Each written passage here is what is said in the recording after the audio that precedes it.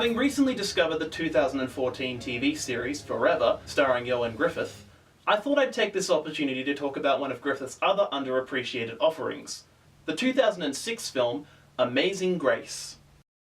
The film is based on the true story of William Wilberforce's campaign to abolish the slave trade in the British Empire, around the turn of the 19th century. The period setting and talk of the French Revolutionary Wars bring to mind one of Gruffudd's most iconic roles, that of Horatio Hornblower. The war actually proved to be one of the biggest obstacles faced by the abolitionists, as many saw the campaign as unpatriotic, or even treasonous. I would like to return to the theme of abolition. In these dangerous times, it is easy to put aside our concerns for those in need simply to confirm our loyalty to the nation. But the issues of war and the issues of slavery must not be confused. Obviously, the results of Wilberforce's efforts are a matter of historical record, so the film wisely avoids making this the main source of tension or drama. Instead, the focus is more personal. While the film takes place over 200 years ago, its depiction of the 18th and 19th century feels very relevant and relatable. The film really captures the humanity of its historical characters. The film isn't reserved in its discussion or depiction of the slave trade. When the slaves leave port in Africa, they're locked into a space 4 foot by 18 inches. They have no sanitation, very little food, stagnant water. Their waste and blood fills the holds within 3 days and is never emptied. These irons and chains are to keep them from throwing themselves overboard. But neither does it attempt to shame or manipulate its audience. Likewise, those opposing abolition in Parliament are not merely portrayed as cartoonish villains. Misguided, yes, even morally in the wrong, but not evil. If the trade were to be abolished, I suggest that we do so gradually. Violent storms sink ships. This great ship of state must not be sunk by a wave of good intention. A lot of dialogue heard in the House of Commons scenes is reportedly taken from actual historical transcripts. Much of the story is told via flashbacks, allowing the film to more effectively cover a larger portion of Wilberforce's life, from 1782 through to 1807. Considering the film's serious subject matter, there is a surprising amount of humour. Why would we withdraw from America when half of the Americans are loyal to the Crown? Less than 1 in 4 Americans are loyal. If he called that half, I'd hate to be his wife and share half his bed. Even when not overtly humorous, the dialogue is consistently witty. The planters still have their king, and I, at least, am still loyal to him. Don't force me to put a pistol to your head. And if you do, there will be 2 pistols, 1 from each side. And perhaps if I duck, you'll shoot each other. There is some rather clunky exposition early on. Parliament doesn't deserve you.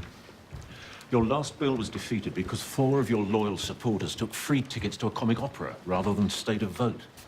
Though, to be fair, Wilberforce's cousin, Henry Thornton, and his wife, Mary Ann, are shown to be rather unsubtle. Oh, look over there. It's Marianne. And who's the charming-looking woman with her? Marianne's here. Never mind about her. Look at the woman she's with. Barbara Spooner. Very committed to very many good causes. And also entirely unmarried. The film was directed by Michael Apted. If you've seen my review of the Chronicles of Narnia, you'll know I didn't think too highly of Apted's direction of the 3rd film in that franchise. However, here I feel he is more in his element. The film effectively recreates Georgian London. There is a lot of gorgeous imagery throughout. The film, of course, takes its title from the well-known hymn of the same name, published in 1779. There are 3 renditions of the hymn heard throughout the film, 2 of which are sung by Ioan Gruffudd himself. Amazing grace, how Time for heart for the merchant boy. Sings the Archcom, how sweet the sound my ass! saved a wretch like me. Interestingly, the tune we all associate with Amazing Grace wasn't first used until 1847, several decades after the film is set. However, all things considered, I think the filmmakers can be excused for ignoring this slight inaccuracy. The score, composed by David Arnold, doesn't dwell on the iconic melody. Instead, Arnold composes original themes which recur throughout the film, and are effectively moving in their own right. The hymn was written by John Newton. The film explores the influence the slave ship captain turned preacher had on William Wilberforce. The beggar at the door assures me that I'm now old enough to call you John.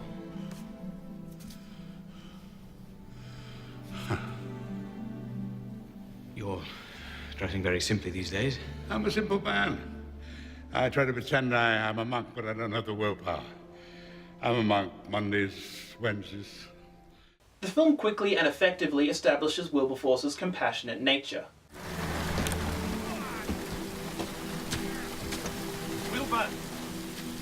Wilbur, you're not well enough. For once, let it pass. If you leave your horse alone for an hour, he might recover. Griffith portrays the character with his usual degree of charm and likability, which is not to say the actor doesn't have range or phones in any of his performances. After all, Amazing Grace was released between Fantastic Four and Fantastic Four: Rise of the Silver Surfer. The film's opening finds Wilberforce at his lowest point, physically spent and haunted by those he had pledged to liberate.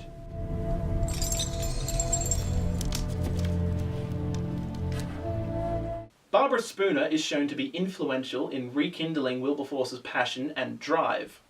Is that the end of your story? You think not? No, Why not? because after night comes day. The cast includes several well-known and accomplished British actors, including Michael Gambon. Dear God. Well, almost.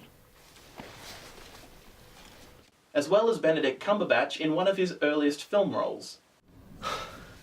Billy, no one of our age has ever taken power. Which is why we're too young to realize that certain things are impossible. So we will do them anyway. Some might be inclined to label this a Christian movie. Wilberforce is open about his faith. You found God, sir? I think he found me. However, despite its Christian themes, the film is perfectly accessible to all. Wilberforce's passion and determination is both inspiring and infectious, making it almost impossible not to engage with the film. Remember that smell. Remember the Madagascar. Remember that God made men equal. Slavery is no longer as prevalent today, though tragically it still remains. However, the humanity and dedication which drove William Wilberforce can easily be applied to any number of issues facing our world right now. If you have seen Amazing Grace, I'd love to hear your thoughts on the film in the comments. If you liked this video, why not give it a thumbs up? Maybe share it with a friend. Or an enemy. Either way, be sure to subscribe and turn on notifications to see more content here on Channel 73.